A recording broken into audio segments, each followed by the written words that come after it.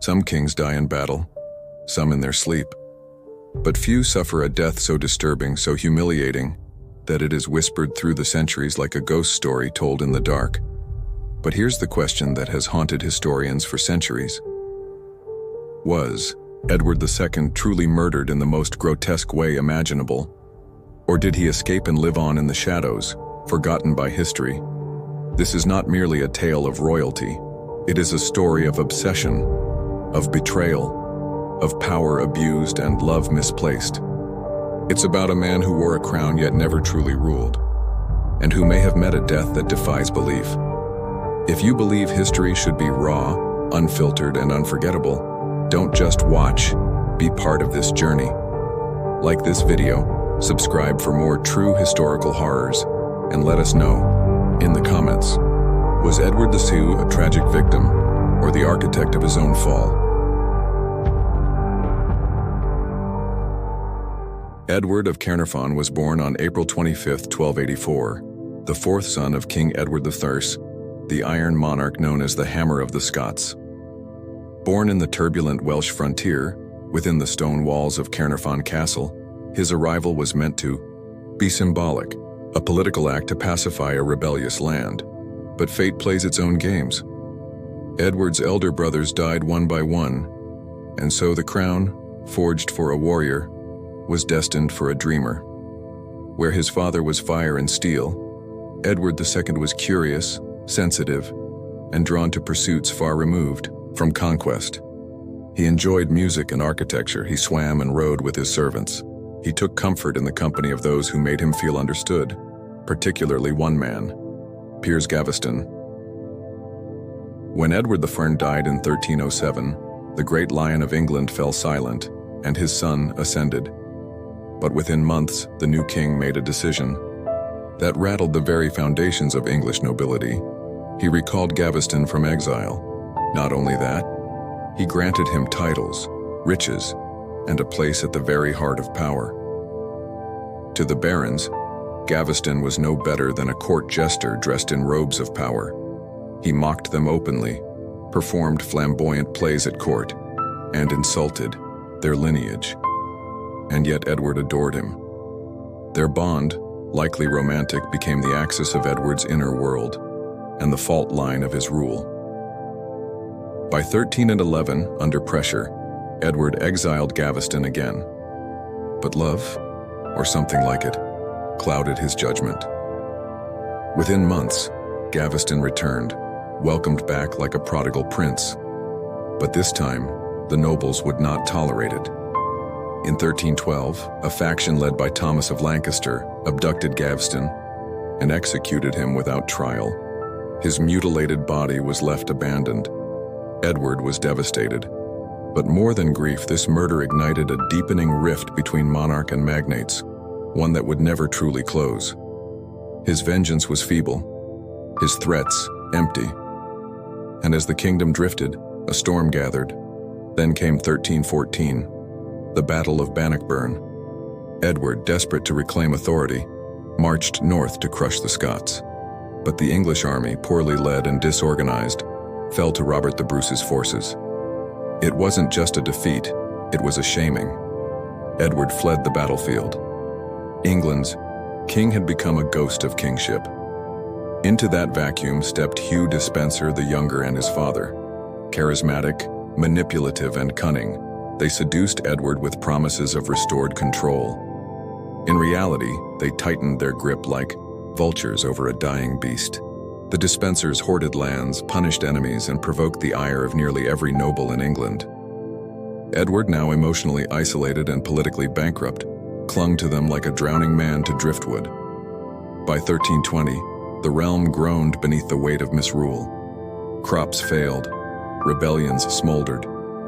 Parliament begged for moderation. But Edward responded with tyranny. He exiled dissenters, he executed opponents, and through it all, the Despensers grew fat with power. Yet one voice, one presence, endured all: Isabella of France. She had married Edward as a girl, more contract than companion. She had borne his children.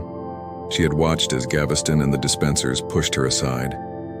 But Isabella did not raise her voice. Not yet. She was her father's daughter, King Philip IV of France. Her patience was not silence. It was calculation, and she was waiting for the moment to strike. By 1321, Edward's kingdom was crumbling, and Isabella of France was no longer just a silent observer. She had endured her husband's obsession with Gaveston, his blind allegiance to the Despensers, and the public erosion of her royal dignity. But now the queen was ready to act, not as a scorned wife, but as a calculating architect of revolution. While England bled and starved, Isabella's intelligence and diplomatic instincts grew sharper. She was more than a political pawn. She was royalty of French blood.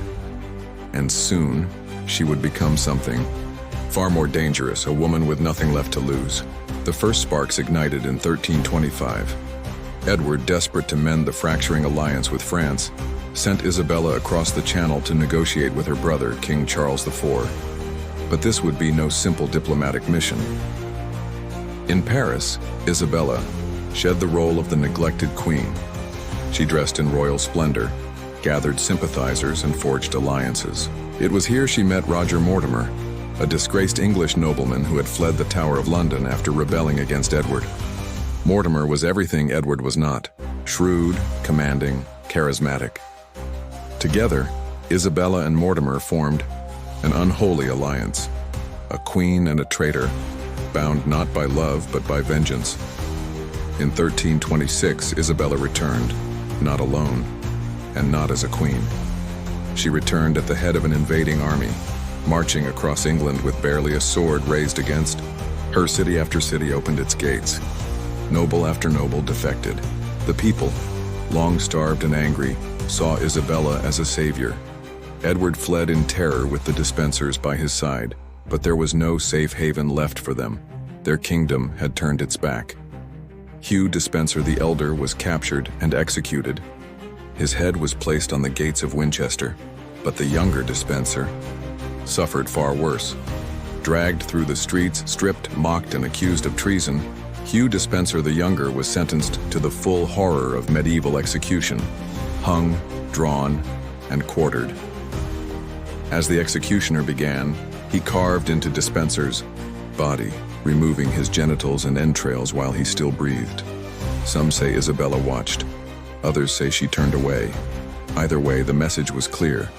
The reign of terror was over, and Edward was next. The once King of England was arrested and imprisoned. In January 1327, under immense pressure from Parliament and Isabella's growing power, Edward was forced to abdicate the throne to his 14-year-old son, Edward III. The transfer of power was swift, but Edward's fate was not. He was taken, from castle to castle, a king without a crown, a prisoner without a sentence.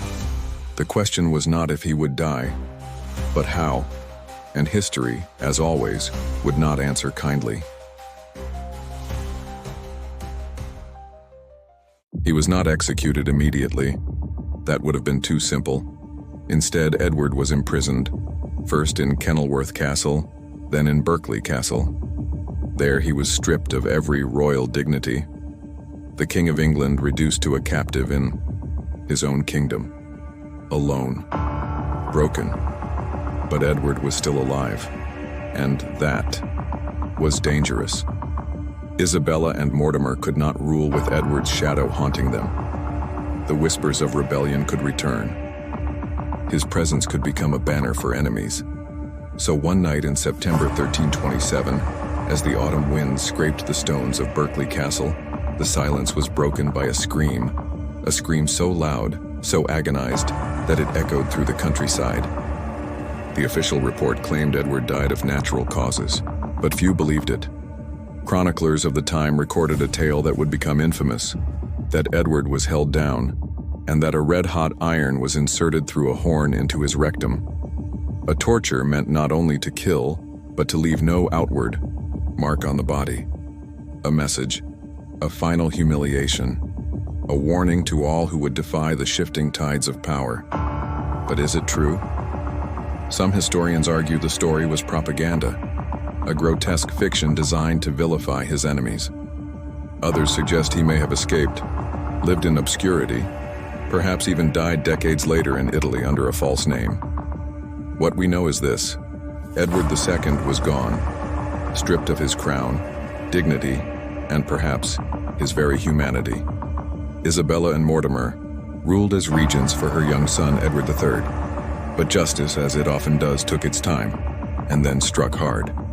Just a few years later, Edward III overthrew them both. Mortimer was executed, Isabella spared but exiled from power.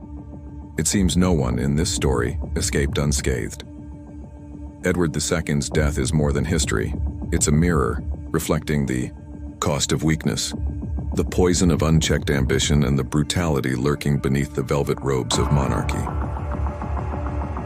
If this tale gripped you, if the dark side of history makes your heart race, and then join us. Like and subscribe for more true stories of betrayal, power, and death. And comment below.